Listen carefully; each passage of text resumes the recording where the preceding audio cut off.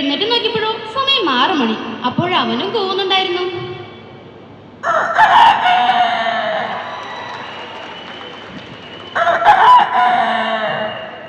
ഒപ്പം നമ്മുടെ പിടക്കോഴിയും ചെറിയൊരു കൂവലോട് കൂടി നേരം വെളുപ്പിച്ചു.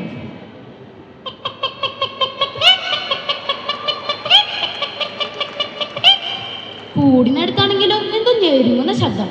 ഞാൻ ചെന്ന് നോക്കിയപ്പോൾ അമ്മ ഒരു കോഴിയെ കൊല്ലാൻ പിടിച്ചിരിക്കുന്നു. മനസ്സിനൊരു തൃപ്തിയായി. ഉച്ചയ്ക്ക് ചിക്കൻ കറി കൂട്ടാം. അപ്പോഴാണ് അമ്മ എനിക്ക് ചെറിയൊരു പണി തന്നത്. തേങ്ങ ചിരകാൻ പറഞ്ഞു.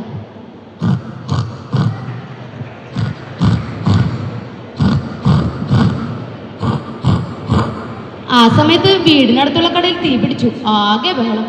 അപ്പോഴത്തേനും ഫയർഫോഴ്സ് എത്തിയിരുന്നു.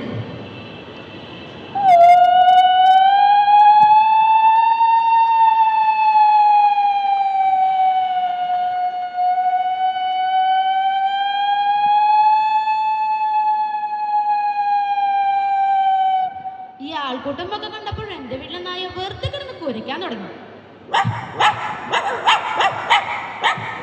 എനിക്കാണെങ്കിലും എന്റെ കുരയ്ക്കിന് തീരെ ഇഷ്ടമായില്ല. ഞാൻ ഒരു കല്ലെടുത്ത് ഒരു വീക്ക കൊടുത്തു. ഇവന്റെ ഈ കരച്ചില് കേട്ട് കണ്ടമ്പൂച്ചവനെ കളിയാക്കാൻ തുടങ്ങി.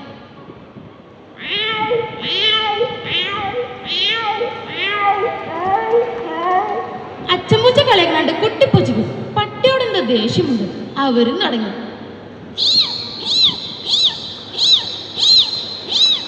ഇതൊക്കെ കേട്ട് വീടിന്റെ അകത്തോട്ട് വന്നപ്പോഴോ മേമയുടെ ഉണ്ണി തൊട്ടിയിൽ കിടന്ന് കരയാ.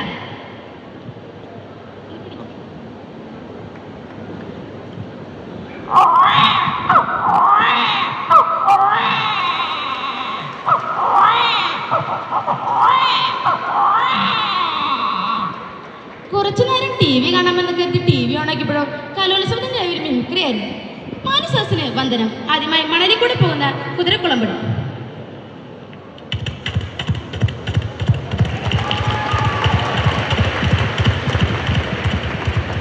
അടുത്തായി എക്സോബ്ലോഡ് ഉപയോഗിച്ച് പൈപ്പ് മുറിക്കുന്ന ശബ്ദം.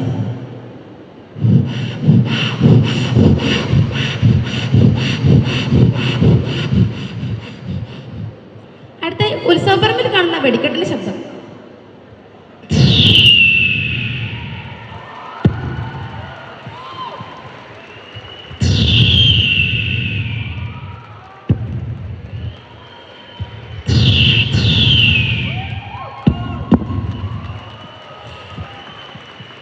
രണ്ട് കണ്ടമൂച്ചകൾ തമ്മിൽ കടികൂടുന്ന ശബ്ദത്തോടു കൂടി ഞാൻ എന്റെ മിമിക്രി അവസാനിക്കുന്നു.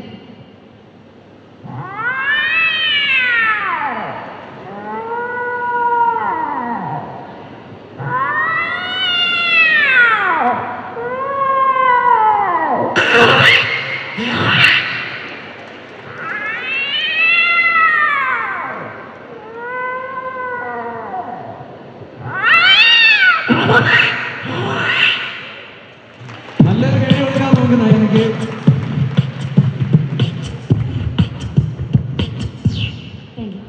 സൂപ്പർ സൂപ്പർ, ഒന്നും പറയാനില്ല. മഹേശ്വരന്റെ മുന്നിൽ വെച്ച് 2 നമ്പേഴ്സ് ചെയ്യാന്നുള്ളത് നയനയുടെ ഒരു വലിയ ആഗ്രഹമായിരുന്നു. സത്യമായി ഈ ഐറ്റം ഒന്നും എനിക്ക് ചെയ്യാൻ പറ്റില്ല കേട്ടോ. സൂപ്പറായിട്ടുണ്ട്. അപ്പോൾ ഇനിയും മുന്നോട്ട് പോയിക്കൊണ്ടിരിക്കുക. Okay, thank you so much Nayana. സന്തോഷമായില്ലേ? സന്തോഷമായി. Okay thank U.